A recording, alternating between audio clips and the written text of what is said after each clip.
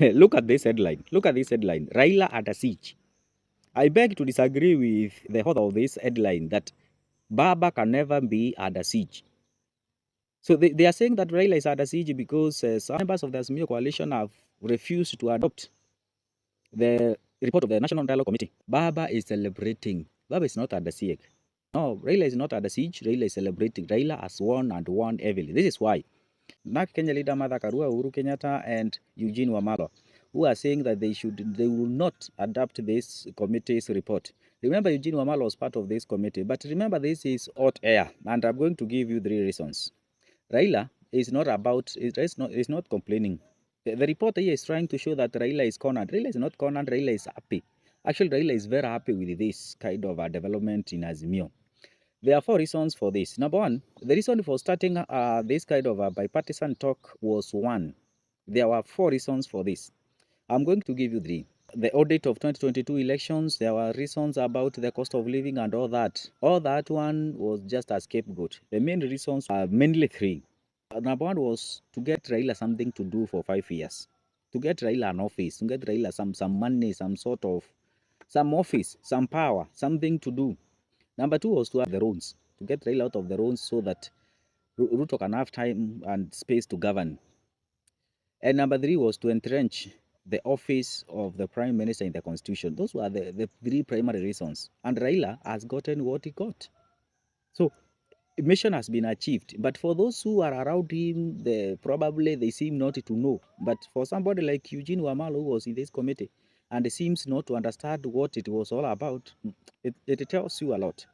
Number 2, Raila must be very happy with this kind of development because number 1, he has achieved what he wanted to achieve.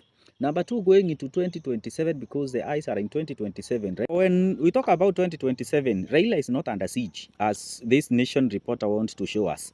Raila is very happy with this development because going into 2027, Raila must be on the ballot. And Raila will not go with the ballot with the baggage that he is carrying from 2022. Raila has never gone to any election with the same coalition, with the same people. Every time he has to form a new coalition.